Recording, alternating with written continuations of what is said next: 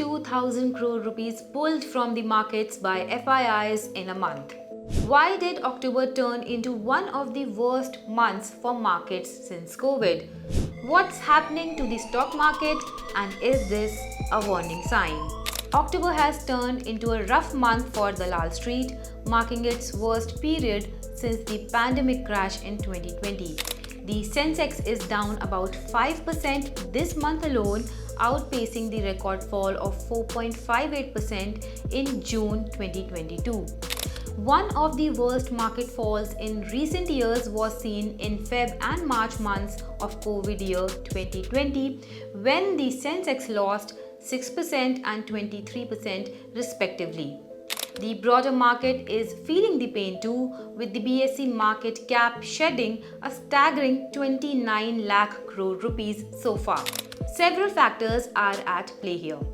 Foreign institutional investors or FIIs have pulled out close to 82,000 crore rupees this month, more than any single month during the pandemic, driven by high valuations and concerns over the Sell India Buy China trade. Alongside this, the flood of IPOs like Hyundai India and fundraising through QIPs has drained liquidity further. Adding to the pressure are muted Q2 earnings, global geopolitical tensions, and uncertainty around the upcoming US election.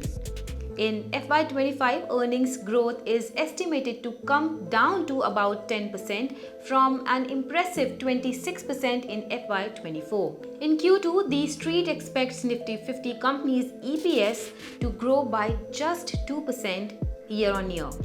However, market experts believe that a crash is unlikely. According to Dr. V.K. Vijay Kumar from Geojit Financial Services, domestic liquidity remains strong enough to cushion the market from a free fall, but the current correction was inevitable given the sustained FII selling. Looking forward, analysts are cautious but not overly pessimistic. For example, Goldman Sachs has downgraded its outlook on Indian equities to neutral from overweight, citing high valuations and a less favorable backdrop. Analysts at Incred Equities have also lowered their Nifty target by 3% to 25,978, saying that it expects the correction mode to prolong in the December 2024 quarter as rich valuations undermine risk. In fact, some believe that this correction might present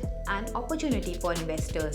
Fund manager Gurmeet Chaddha notes that non-India factors largely drive the correction right now, suggesting a quicker recovery once the dust settles. He suggests focusing on sectors with strong near-term earnings visibility. Gautam Shah of Goldilocks Premium Research said, "The markets are gradually getting oversold. I do not see more than 2%, 3% or 4% downside from here, whereas the upside potential is equally large. This is an opportunity one should make the most of and not really think very short term." So should you worry about a correction or not? Shah added, "Corporate balance sheets in India are deleveraged, our macro is pretty good, and despite all this, India has technically not seen a 10% correction for a long time.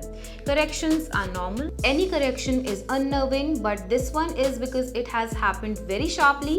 It is looking a little more unnerving." Well, that is all for today. Stay tuned to ET Markets for more.